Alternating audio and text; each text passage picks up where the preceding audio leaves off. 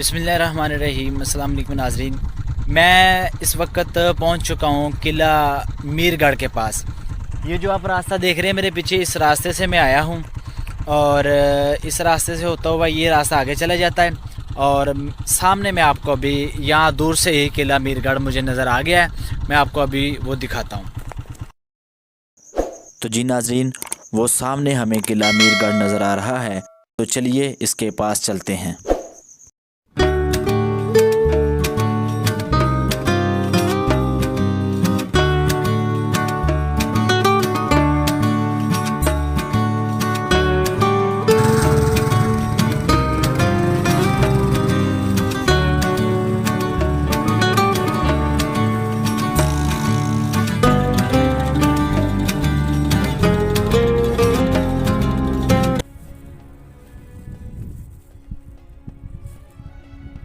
सामने किला मीरगढ़ मौजूद है।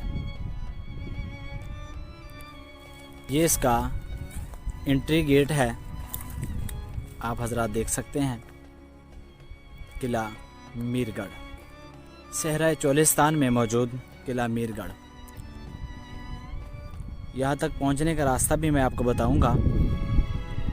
आप देखें, ये तकरीबन काफ़ी हद तक बेहतर हालत में मौजूद है।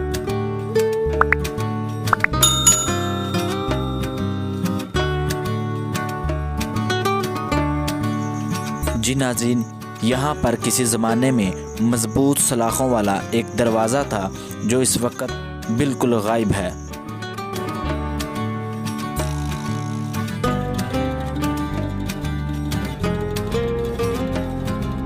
नाज़रीन, यहाँ पे दूसरा दरवाज़ा लगा हुआ था। ये उसके आपको आसार नज़र आ रहे हैं, यहाँ पे होगा बिल्कुल। और ये नीचे देखो, इधर भी और इस साइड पे भी आप देख सकते हैं। ये देखें, यहाँ पे दूसरा दरवाज़ा था। पहला दरवाज़ा था बाहर लोहे की सलाखों वाला, और फिर अंदर आकर एक और दरवाज़ा था तो यहाँ पे मौजूद था।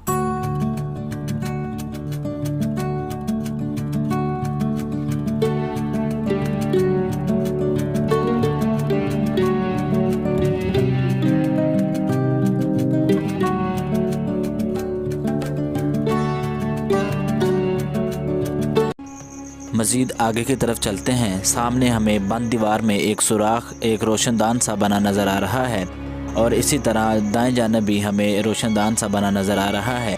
दरअसल ये सहरा चोलिस्तान की शदीद गर्मी में भी एयर कूलर का काम देते थे।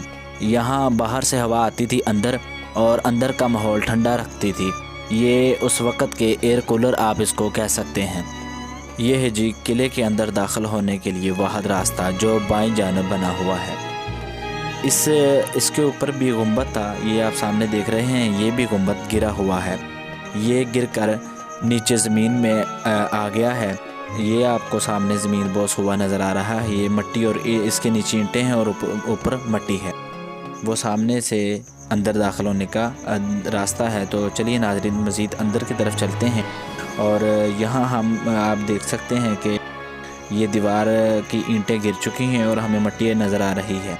दीवार काफ़ी मज़बूत थी और अंदरूनी जानब से अब ये सिर्फ मिट्टी ही नज़र आ रही है। ये बुर्ज आपको नज़र आ रहा है, इसके बारे में मैंने पढ़ा है और मैंने सुना भी है कि इस किले के 6 बुर्ज हैं। जब मैंने यहाँ आकर देखे तो इसके 7 बुर्ज थे। अभी मैं आपको इसकी गिनती भी करवाता हूँ। ये अभी आपने एक देख लिया, दूसरा ये आपको नज़र आ रहा है जो अंदर की तरफ काफ़ी गिर चुका है, और तीसरा बुर्ज वो सामने आपको नज़र आ रहा है जो अंदर और बाहर दोनों जानब से सही हालत में मौजूद है। और इसी तरह ये चौथा बुर्ज आपको नज़र आ रहा है, ये भी अंदर से काफ़ी गिर चुका है। और ये है 5वां बुर्ज जो आप इस वक्त अंदर और बाहर से सही हालत में देख रहे हैं। और ये है 6ठा बुर्ज जो अंदर की तरफ से बिल्कुल गिरा हुआ है। इसी तरह नाजरीन आप देख सकते हैं कि ये 7वां बुर्ज और आखिरी बुर्ज आपको ये सामने नज़र आ रहा है। इस किले के 7 बुर्ज हैं जो यहाँ आकर मैंने आपको जिसकी गिनती भी करवा दी है। ये शायद कोई सुरंग हो सकती है या फिर कोई इसी तरह का ज़ेर ज़मीन रास्ता। नाज़रीन, ये जो आप सुरंगनुमा रास्ता देख रहे हैं, दरअसल ये बुर्ज पे चढ़ने के लिए दरवाज़ा था। आप देख सकते हैं किस कदर ये ज़मीन में दब चुका है। इसी तरह ये आपको दूसरे बुर्ज पे भी नज़र आ रहा है दरवाज़ा बुर्ज पे चढ़ने के लिए, जो ज़मीन में काफ़ी अंदर दब चुका है। नाज़रीन, ये किले के अंदर ही एक दरख्त है जो फलदार है, उस पर फल भी लगे हुए और पके हुए हैं, और इसका मैंने टेस्ट करके भी देखा है। खाने में ये थोड़ा सा मीठा है और बाद में थोड़ा सा मुंह को कसैला कर देता है। भाई ने ये बताया कि ये देसी अद्वियात में काम देता है, इसकी अद्वियात भी बनती हैं। यहाँ सहरा चोलिस्तान में और किला मीरगढ़ के आसपास ऐसे काफ़ी दरख्त मैंने देखे हुए हैं, लेकिन मुझे इसका नाम भूल गया है। अगर आप लोग इसका नाम जानते हैं तो मुझे कमेंट में बताएं कि इसका क्या नाम है और ये किस काम के लिए इसको इस्तेमाल किया जाता है। भाई ये इकट्ठे कर रहे हैं, शायद इससे कोई दवाई बनाएंगे। नाज़रीन, मैं इस वक्त किले के अंदर मौजूद हूँ और आप किले के अंदर का नज़ारा देख रहे हैं। ये जो खंडरात आपको नज़र आ रहे हैं, ये किसी ज़माने में ये रहाइश गाहें थी जो बहुत अजीम शान बनी हुई थी, लेकिन इस वक्त ये खंडरात हैं जो बिल्कुल छतें और दीवारें भी गिरी हुई हैं। नाज़रीन, ये जो आप सुराख देख रहे हैं, ये बुर्ज पे सुराख बने हुए हैं जो बाहर से भी नज़र आते हैं। दरअसल ये इसलिए बनाए जाते थे कि अगर दुश्मन इसके ऊपर चढ़ना चाहे या पास आ जाए तो यहाँ से गर्म पानी और तेल उस पर फेंका जाता था। तो दोस्तों, मैं किले की दीवार के ऊपर चढ़ चुका हूँ और मैं अंदर जाऊँगा बुर्ज पे और जाके देखते हैं कि अंदर से ये कैसा नज़र आता है।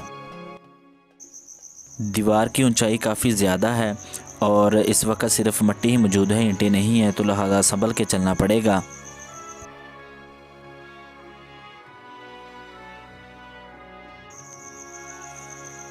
जी नाज़रीन, यहाँ पे देखें, ऊपर से बिल्कुल छत गिर चुकी है और काफ़ी बड़ा सुराख नज़र आ रहा है जो नीचे ज़मीन तक नज़र आता है।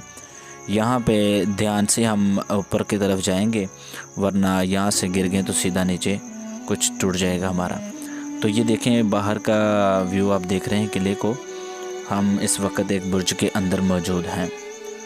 ये अंदर से ये देखें नाज़रीन, काफ़ी खस्ता हाली का शिकार है। यहाँ से फिसलन भी काफ़ी ज़्यादा है, मिट्टी ही मौजूद है, ईंटें बिल्कुल मौजूद नहीं है। ये देखिए ऊपर वाला ये जो बुर्ज है, ऊपर वाला ये जो गुंबद है, ये बिल्कुल अब मिट्टी के ऊपर ही, मिट्टी के सहारे ही खड़ा है। इसका गुंबद ऊपर से गिर चुका है, नीचे ज़मीन बोस हुआ है और सिर्फ कुछ ईंटें बची हैं। मैं ऊपर से दिखाता हूँ, ये देखें, इसकी कुछ ईंटें अभी बाकी मौजूद हैं जो गुंबद की, वो मिट्टी के ऊपर ही अभी इस वक्त खड़ी हुई हैं। नाज़रीन, ये काफ़ी हद तक खस्ता हाली का शिकार है। ये देखो, जगह जगह से सुराख इसमें बने हैं। नाज़रीन, मैं इस वक्त सहरा चोलिस्तान में इंडिया के बॉर्डर के काफ़ी करीब हूँ। ये जो सामने आपको सहरा चोलिस्तान के मैदान नज़र आ रहे हैं, इसके उस पार इंडिया का राजस्थान शुरू हो जाता है। तो दोस्तों, अब उतरते हैं बुर्ज से नीचे। यहाँ से तो काफ़ी ख़तरनाक सा काम नज़र आ रहा है, तो ध्यान से उतरना पड़ेगा। नाज़रीन, अब मैं आपको बताता हूँ इस दीवार की मोटाई कितनी है। ये देखें, ये बैरूनी जानब अभी ईंटें मौजूद हैं, पुख्ता ईंटें मौजूद हैं। ये पुख्ता ईंटों वाली जो अकेली दीवार है, ये तकरीबन 1.25 फुट या फिर 2 फुट की तो होगी। ये देखें यहाँ से कितनी मोटी है पुख्ता ईंटों की दीवार, और दरमियान में ये मिट्टी है, और मिट्टी के इस जानब यानी अंदरूनी तरफ भी इतनी ही मोटी दीवार थी जो गिर चुकी है। इसकी टोटल मोटाई जो है तकरीबन 5 से 6 फुट तो ज़रूर होगी। दीवारों और बुर्जों को अंदरूनी और बैरूनी तरफ से पुख्ता ईंटें लगाकर दरमियान में मिट्टी भरी है। इस मेथड को धोड़ा कहा जाता है, जो गोलाबारी से बचाव के लिए बेहतरीन इंतज़ाम था।